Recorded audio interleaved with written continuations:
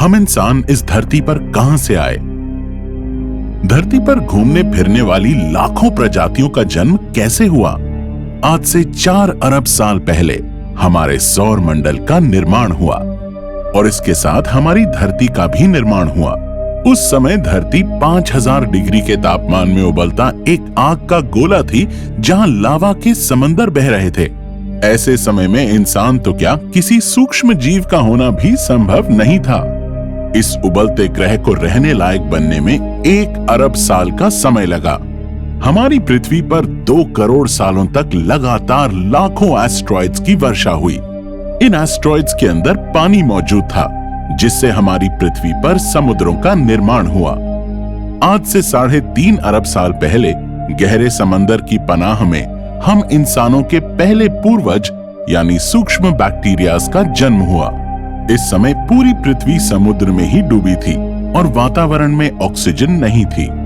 समुद्र में पैदा हुए अरबों बैक्टीरिया ने लगातार 2 अरब सालों तक पृथ्वी को ऑक्सीजन से भर दिया। लेकिन 3 अरब साल बीत जाने के बाद भी धरती पर आज के किसी भी जानवर का नामो निशान नहीं था। इन 3 अरब सालों में धरती आज के किसी भी जीव जंतु के रहने लायक नहीं थी। अभी तक धरती पर इंसान की उत्पत्ति तो छोड़ो, एक घास का तिनका भी पैदा नहीं हुआ था, बल्कि जीवन समुद्र के अंदर तक ही सीमित था। आज से 55 करोड़ साल पहले समुद्र में अब कई प्रकार के जीव जन्म लेने लगे थे और इस समय तक धरती के चारों ओर ओजोन लेयर का निर्माण भी हो रहा था।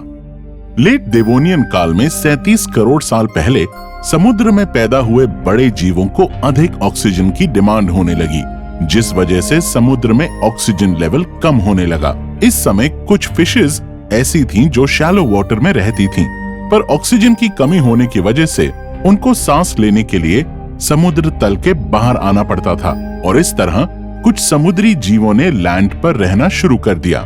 लाखों साल के एवोल्यूशन के इस विकास क्रम में सबसे पहले एम्फिबियंस पैदा हुए, यानी उभयचर प्राणी जो जल और थल दोनों में रह सकते थे, जिनसे आगे रेप्टाइल्स और बीतते समय के साथ मैमल्स और बर्ड्स का एवोल्यूशन हुआ। आज से 15 करोड़ साल पहले पृथ्वी पर जल, थल और नभचर जीवों का विकास हो रहा था, लेकिन अभी तक लगभग 4 अरब साल बीत जाने पर भी इंसान की उत्पत्ति नहीं हुई थी। 4 अरब सालों के विकास के क्रम में सबसे पहले सूक्ष्म जीव बैक्टीरियाज और उनके आगे इनवर्टिब्रेट्स यानी बिना रीढ़ वाले जीव समुद्र में पैदा हुए, जिनके बाद वर्टिब्रेट्स और मछलियां पैदा हुईं। इसके बाद समुद्र में मौजूद जलचरों के आगे इवॉल्व होकर उभयचर जीव पैदा हुए। इन उभयचर यानी एम्फिबियंस से आगे चलकर रेंगने वाले जीव और इनसे आगे बर्ड्स और मैमल्स यानी स्तनधारी जीवों का निर्माण हुआ। विकास के इस क्रम में प्रकृति के थपेड़े खाते खाते हजारों सालों में विशालकाय डायनासोर्स भी पैदा हुए। लेकिन अरबों सालों से लगातार चलते एवोल्यूशनरी साइकिल को एक आकाशीय घटना ने खत्म सा कर दिया था। आज से 6.5 करोड़ साल पहले एक एस्ट्रॉयड ने धरती पर समस्त जीव प्रजाति के साथ डायनासोर को भी खत्म कर दिया था। इन 4 अरब सालों में धरती पर एक बार नहीं बल्कि 5 बार प्रलय ने जीवन को खत्म कर दिया। लेकिन डायनासोर्स के खत्म होने के बाद मैमल्स बच गए। ये मैमल्स चूहे जितने छोटे जीव थे, जो बिलों में छुप जाने की वजह से प्रकृति के कहर से बच गए। अब यही मैमल्स आगे चलकर मल्टी ट्यूबरक्यूलेट्स, अडैपिफॉर्म्स और कार्पोलेस्टीज जैसे मैमल्स में इवॉल्व होने लग गए। लाखों सालों में ये मैमल्स धीरे धीरे आज से 6 करोड़ साल पहले प्राइमेट्स यानी बंदरों में इवॉल्व हुए। इन प्राइमेट्स का दिमाग अब बड़ा होने लगा। आज से 70 लाख साल पहले इन्हीं बंदरों से ऑस्ट्रलोपिथिकस एप्स इवॉल्व हुए। इस समय अफ्रीका की जमीन के टकराने से पहाड़ बने, जिनकी वजह से समुद्र में आने वाली हवाएं रुक गई थीं, सूखा पड़ गया था और इन एप्स ने खाने की तलाश करने के लिए 2 पैरों पर चलना शुरू कर दिया था, ताकि वो दूर तक देख सकें और खाने की तलाश कर सकें। इस वजह से अब ये एप्स धीरे धीरे 2 पैरों पर चलने लगे और इनके बाद आज से 15 लाख साल पहले हम इंसानों के पहले पूर्वज होमो हबिलिस का जन्म हुआ। ये ऑस्ट्रेलोपिथेकस से ही इवॉल्व हुए थे। इनका ब्रेन साइज और बढ़ गया था और ये स्टोन टूल्स बनाकर यूज किया करते थे। आगे इन्हीं से इवॉल्व होकर होमो इरेक्टस का जन्म हुआ, जो होमो हबिलिस से और अधिक इंटेलिजेंट थे। ये इंसान की पहली स्पीशीज थी जो अफ्रीका से माइग्रेट होकर बाकी कॉन्टिनेंट्स में चली गई। यही वजह थी कि इंसानों की ये स्पीशीज नए वातावरण में रहने की वजह से आगे और इवॉल्व होने लगी। आज से 4 लाख साल पहले इंसानों की एक नई प्रजाति होमो निएंडरथाल्स की उत्पत्ति हुई, जो होमो इरेक्टस से काफी इंटेलिजेंट थे और आज के इंसानों की तरह अधिक दिखाई देते थे। वहीं पर आज 3 लाख साल पहले इसी समय तक हम इंसानों की आधुनिक प्रजाति यानी होमो सेपियंस भी पैदा हो गई थी, जिसने अभी तक बोलना, कपड़े पहनना आदि नहीं सीखा था।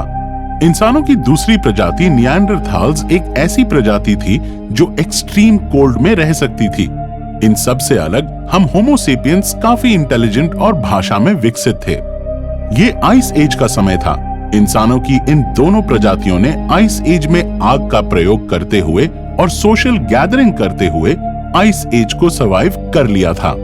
लेकिन कुछ कारणों से निएंडरथाल प्रजाति आइस एज के अंतिम समय को सर्वाइव नहीं कर पाई और अंत में इंसानों की इतनी सारी प्रजातियों में हम मॉडर्न ह्यूमंस ही सर्वाइव कर पाए।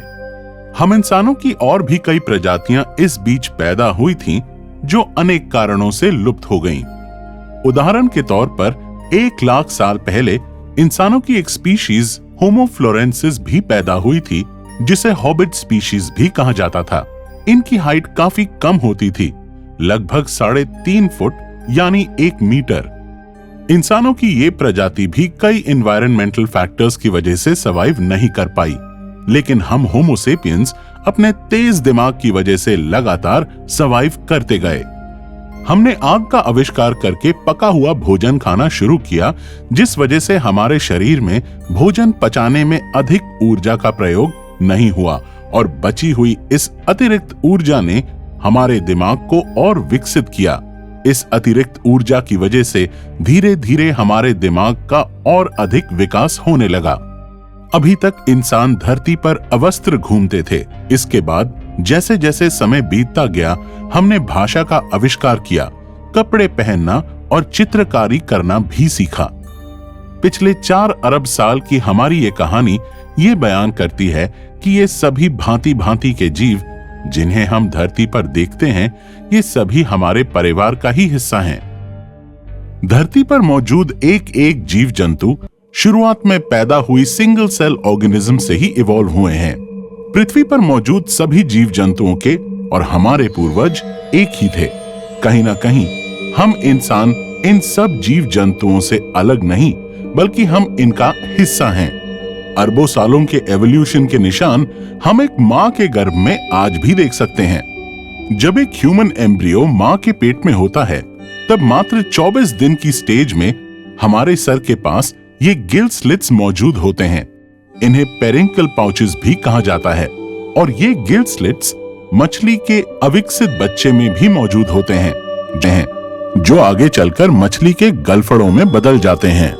जबकि ये गिल स्लिट्स इंसानी बच्चे में कान, चेहरे और जबड़ों का हिस्सा बनते हैं और इसी तरह छठे हफ्ते में आकर इंसानी बच्चे में पूंछ भी विकसित होती है, जो उस समय हमारी रीढ़ की हड्डी होती है। लेकिन आगे के डेवलपमेंट में ये रीढ़ के निचले हिस्से में बदल जाती है। ये निशान हमें बयान करते हैं कि हम आज भी अपने इतिहास के निशान अपने साथ लेकर चल रहे हैं।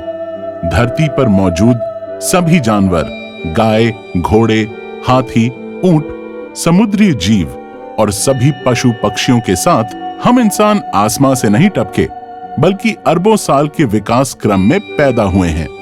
आगे चलकर प्रकृति हम सब इंसानों को ना जाने किस रूप में बदल दे, पर यह तो आने वाला वक्त ही बताएगा। इंसानों के धरती पर आने की इस कहानी को एक छोटे से वीडियो में समेटना संभव नहीं है।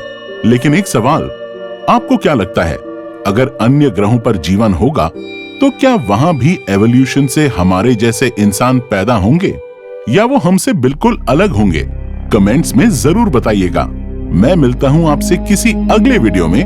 तब तक के लिए take care and good bye.